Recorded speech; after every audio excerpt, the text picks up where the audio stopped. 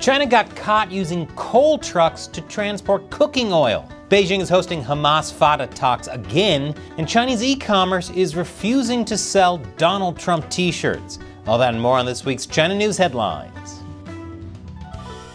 Welcome to China Uncensored. I'm Chris Chappell, and this episode is sponsored by Surfshark. Whenever you go online, you should be using a VPN like Surfshark to cover your tracks and protect your identity. I'll tell you more at the end. China is aghast at yet another food scandal. This time after Chinese state-run media reported that these same trucks transport cooking oil and a form of coal without cleanings in between to cut costs. The resulting scandal is like nothing China has seen since the 2008 tainted milk scandal, when 6 babies died from contaminated baby formula. But that's not the craziest part of this story. The craziest part is that state-run Beijing News reported the story. It came out in state-run media here, and that in itself is quite interesting because in the past, the Communist Party's media outlets have been accused of covering up scandals like this, and this time it's been published. But once one, Beijing News reported it, well, China's Central Television followed. They're accusing these companies of what is, almost the same as poisoning ordinary people. Dare we hope that the CCP is learning and changing its censorship practices? The scandal outraged Chinese citizens, and social media platforms like Weibo and Douyin have absolutely exploded. That is, until CCP censors took most of the posts down, leaving just a handful behind.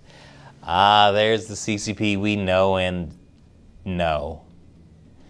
To get the story, Beijing News followed several tanker trucks in their journeys around China and discovered that they carried a type of hydrocarbon that gets converted into liquid fuel and other chemicals, dropped them off, and then picked up soybean oil without being cleaned. And here I thought it was gross when people didn't clean their pans between meals. Implicated in the report were 2 companies, state-run Sinograin and private Hopeful Grain and Oil Group.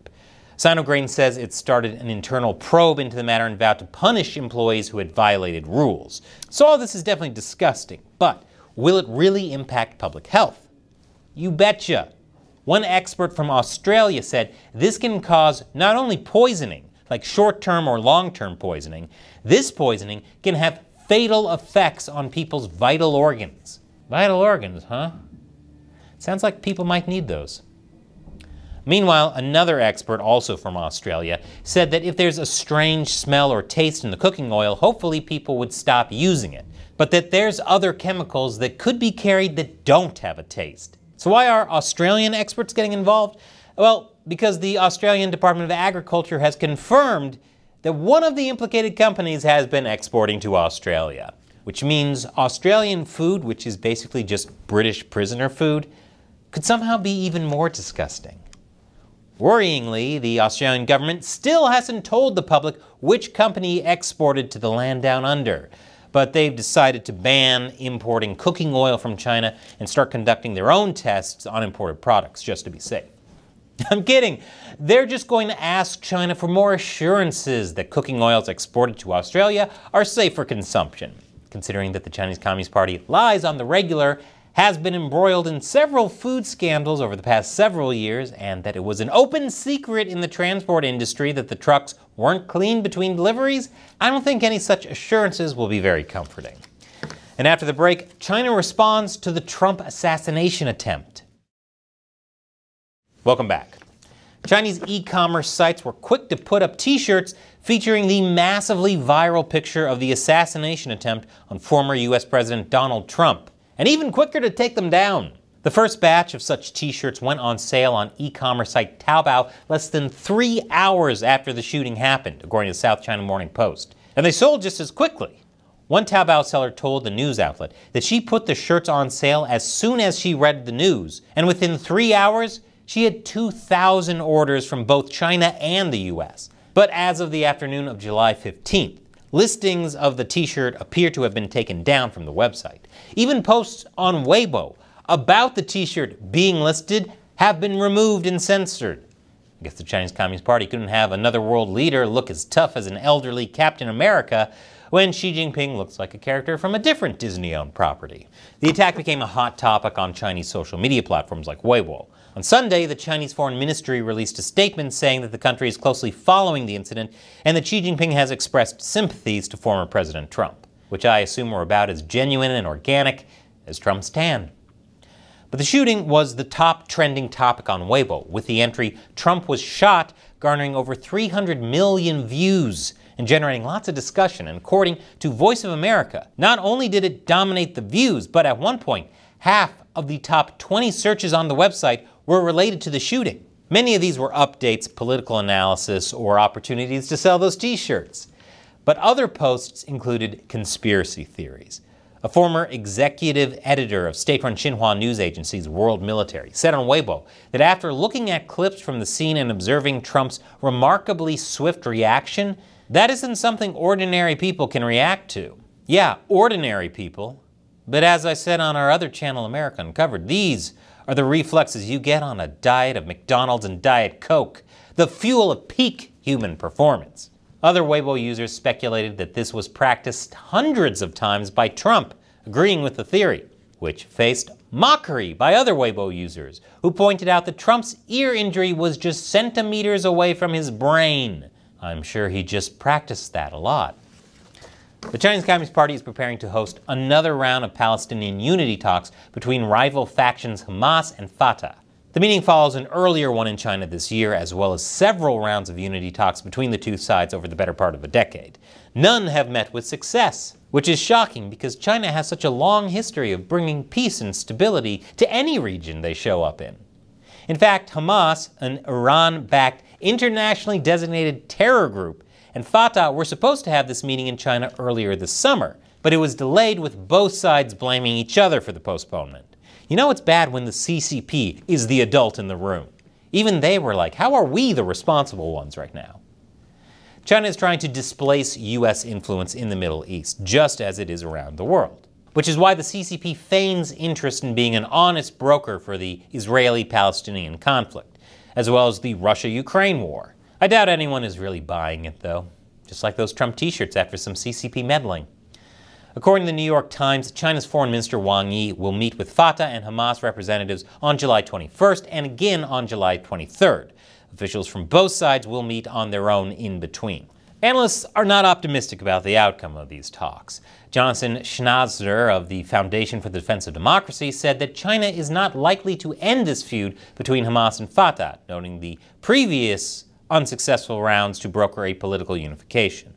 And he thinks that the CCP understands this, but that the optics are important to Iran and the Arab world. Thus, going through the motions of diplomacy is important for Beijing. Which is totally fine, because it's not like Beijing has anything more important to worry about, like, oh, I don't know, food safety? And after the break, China's economy is still going down the toilet. Welcome back. China and Russia, those no-limits partners, have started joint naval drills in the South China Sea. Meanwhile, Ukraine says that Russia's last naval patrol ship has left Crimea, most likely to rebase elsewhere. I wonder if elsewhere includes the South China Sea.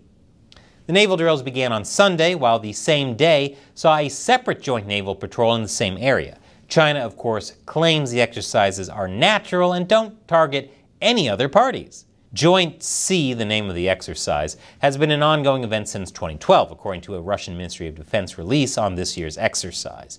The exercise was launched from the southern city of Zhanjiang, which houses the People's Liberation Army's Navy South Sea Fleet. On Monday, the PLAN and Russian ships left the port for their sea-based activities. But Japan has been concerned enough about these activities to track Russian ships traveling to China for the exercises.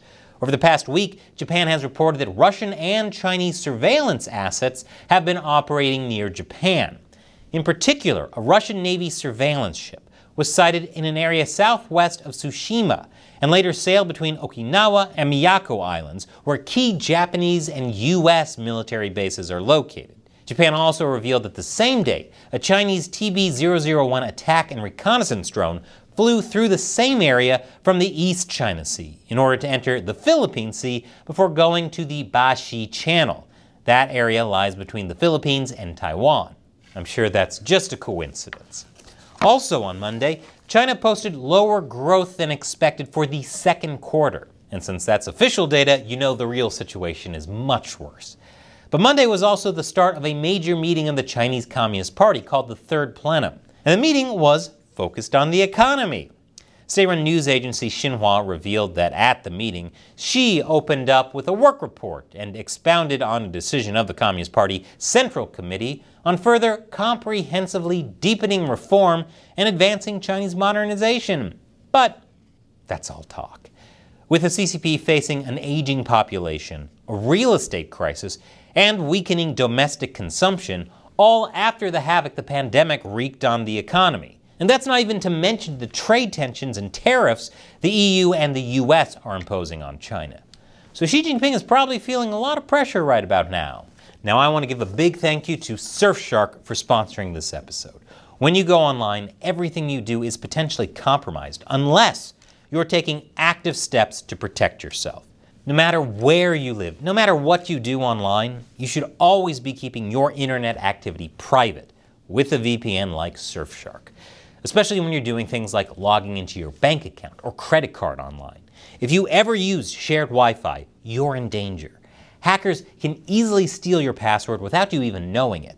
And when you travel, especially overseas, you might need a VPN that makes it look like you're logging in from your home country, just to get into your accounts. So it saves a huge potential hassle. And you can install it on as many devices as you want, even on your Amazon Fire TV stick. It's great if you want to make it appear like you're logged in from a different country, so you can access all the good Netflix shows that are geo-blocked. So seriously, check out Surfshark. Go to surfshark.com/uncensored and you'll get 4 months extra when you sign up. That's surfshark.com/uncensored or use the code uncensored at checkout. The link is in the description below.